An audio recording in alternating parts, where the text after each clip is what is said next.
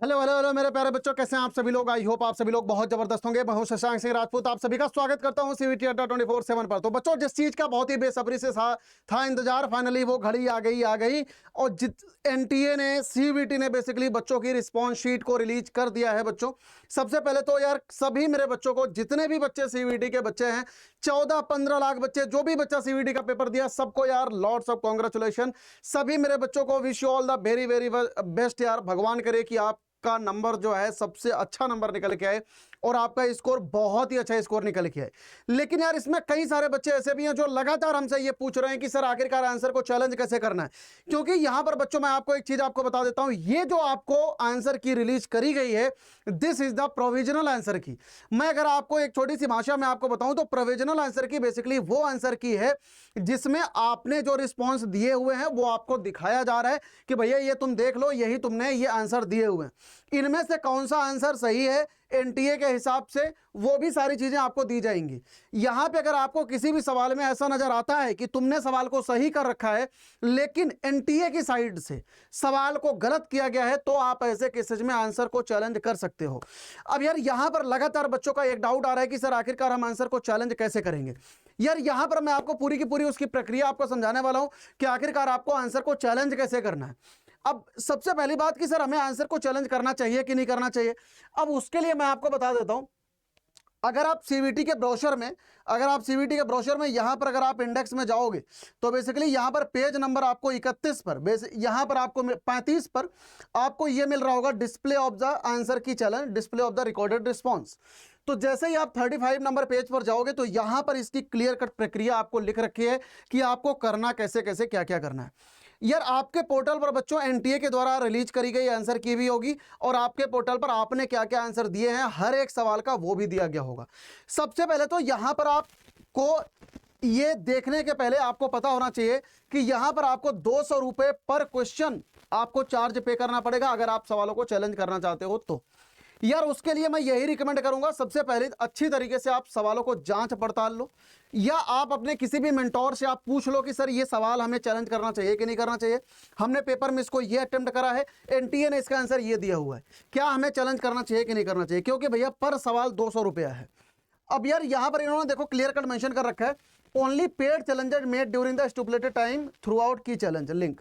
मतलब जैसे ही आप 200 रुपए का पेमेंट करके आप जैसे ही आप सबमिट करोगे, इन्होंने क्लियर कट यहां पर लिखा हुआ सिर्फ और सिर्फ पेड चैलेंजेज ही कंसिडर किए जाएंगे उन सवालों के दोबारा रिव्यू करने में, और उसके बाद उनको ये बाकायदा रिव्यू करेंगे। उसके बाद इस पर एनटीए का डिसीजन फाइनल होगा। अगर उनको ये चीज आपकी माननी होगी तो आप वो उसको मानेंगे, अदरवाइज नहीं माननी होगी तो नहीं मानेंगे। इसलिए इन्होंने यहां पर क्लियर कट मेंशन करके लिखा हुआ है कि जब भी अगर आप आंसर की को चैलेंज कर रहे हो, आप बाकायदा रिसर्च करके करो। जैसे मान लो कोई सवाल आपका गलत है, आप उस सवाल को अपनी कॉपी में सॉल्व करके बाकायदा करके दे दो। जैसे मान लो फॉर एग्जांपल कोई थ्योरेटिकल सवाल है, आपको थ्योरेटिकल सवाल में ऐसा नजर आ रहा है कि आपके हिसाब से सही है लेकिन एनटीए के हिसाब से गलत है, तो आप कहीं किसी ऑथेंटिक रिसोर्स का लिंक यहां पर आप डाल सकते हो कि भैया हमने इस वाले लिंक में हमने पढ़ा हुआ है।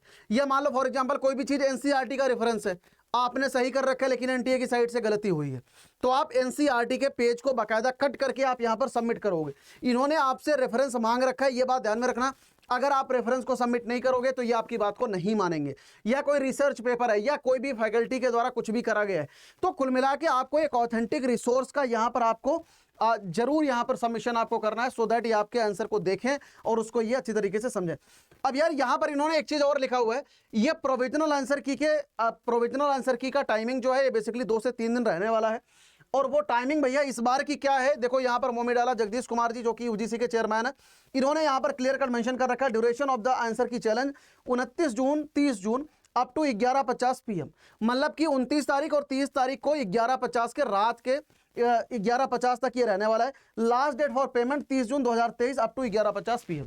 जैसे मान लो तुमने चैलेंज कर दिया लेकिन आपने पैसे सबमिशन नहीं करा है, तो आपके पैसे को सबमिट करने की जो लास्ट डेट है वो बेसिकली 30 जून है। तो यार इन सब बातों को ध्यान में रखते हुए सभी मेरे बच्चे अच्छी तरीके से आप उन्हीं सवालों को चैलेंज करिए जिस पर आपको डाउट है या जिसको आप अच्छी तरीके से जांच पड़ताल चुके हो। ठीक है, क्लियर। इन्होंने देखो यहां पर एक चीज और मेंशन कर रखा है, challenges made by the candidate will be verified the panel subject expert, हर एक सब्जेक्ट के एक्सपर्ट इसको वेरीफाई करेंगे। If the challenge of any candidate is found correct, the answer key will be revised and applied in the response of all the candidates accordingly. आप अगर challenge करोगे वो हर एक बच्चे के आंसर की में वो चीज को सुधार किया जाएगा, अगर इनकेस एनटीए की साइड से उसमें कोई गलती होगी तो। यार इसको समझने के पहले आपको एक चीज समझना पड़ेगा कि यहां पर इन्होंने आंसर की स्कीम ये क्या रखने वाले, आंसर की स्कीम क्या है, आपको नंबर किस हिसाब से दिए गए हैं। देखो हर एक जितने भी सवाल सही हैं उनमें 5 नंबर, जितने भी सवाल गलत है उस पर -1 नंबर, अगर आपने सवाल को अटेम्प्ट नहीं करा है तो उस पर 0 नंबर।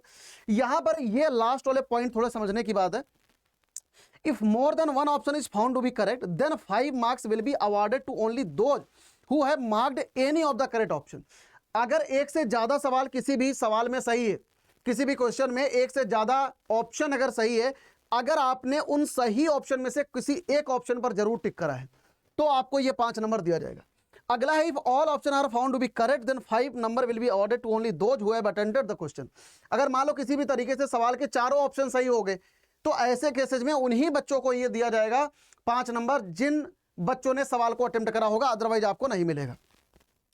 अगला यहां पर एक और बहुत इंपॉर्टेंट है, if none of the option is found to be correct और question is found to be wrong और question is dropped, then all the candidate who have attempted the dropped question will be given 5 marks. यानी कहने का मतलब ये, जैसे मान लो NTA ने कोई सवाल बनाया, नीचे 4 ऑप्शन दिए गए हैं, चारों में से कोई सा भी सही नहीं है, तो ऐसे केसेज में उस सवाल को ड्रॉप्ड सवाल की कैटेगरी में डाला जाएगा। लेकिन ड्रॉप्ड सवालों में उन्हीं बच्चों को नंबर दिया जाने वाला है जिन बच्चों ने इन सवालों को अटेम्प्ट करा हुआ है। तो आपकी आंसर शीट में काफी सारे सवालों में आपको दिख रहा होगा कहीं ना कहीं ड्रॉप्ड लिखा हो सकता है। तो ड्रॉप्ड सवाल वही सवाल हैं जो एनटीए की साइड से ऐसे देखे गए हैं जहां पर कोई भी ऑप्शन सही नहीं है, तो ऐसे केसेज में उन्होंने ड्रॉप्ड ऑप्शन की कैटेगरी में उस सवाल को रखा है। ऐसे सवालों में 5 नंबर उन्हीं बच्चों को दिया गया है जिन बच्चों ने ऐसे सवालों को अटेम्प्ट करा हुआ है। तो यार ये मार्किंग स्कीम बहुत जरूरी है, क्योंकि जब आप अपना नंबर जोड़ते हो तो ड्रॉप्ड क्वेश्चन में बहुत सारे बच्चे अपना बोनस का नंबर जोड़ने लग जाते हैं, जबकि उन बच्चों ने इस सवाल को अटेम्प्ट किया ही नहीं है। तो ऐसे केसेज में आप इस बात को ध्यान रखना, अगर आपने सवाल को अटेम्प्ट करा है तो ही आप 5 नंबर जोड़ना, अदरवाइज आपके नंबर में डिफरेंस आना तय है। तो यार यही सारी चीजें आपको समझानी थी। और इसके अलावा अगर कोई भी डाउट है आपको प्रोविजनल आंसर की को चैलेंज करने में, या कोई भी समस्या आ रही है, आप नीचे दिए गए कमेंट सेक्शन आपके लिए खुला हुआ है, आप सभी बच्चे कमेंट करके बताइए। अगर हमसे पढ़ने वाला कोई भी बच्चा है, अगर आपको यह चीज जानना है कि सर हमारे को इस सब्जेक्ट में इस सवाल को चैलेंज करना चाहिए कि नहीं करना चाहिए, आप हमें उसको भेज सकते हो। आप किसी भी फैकल्टी के साथ पूरी की पूरी सीवीटी अड्डा की टीम आपके लिए खड़ी हुई है। आप हमसे पूछो कि सर इस सवाल को चैलेंज करना चाहिए कि नहीं करना चाहिए, हम आपको बताएंगे। अगर चैलेंज करना चाहिए तो हम आपको जरूर बताएंगे। तो सभी मेरे बच्चों को लिए यार wish you all the very very best. बस रिजल्ट आ जाने वाला है, ये 2-3 दिन के बाद, कम से कम 1 हफ्ते और लगेगा, मतलब 5 से 7 दिनों के बीच में, यानी कि 5 से 7 जुलाई के बीच में रिजल्ट आ जाएगा। So thank you so much सभी मेरे बच्चों को यार। God bless you all, bye bye, take care, wish you all the very very best. Thank you so much, God bless you all सभी बच्चों को।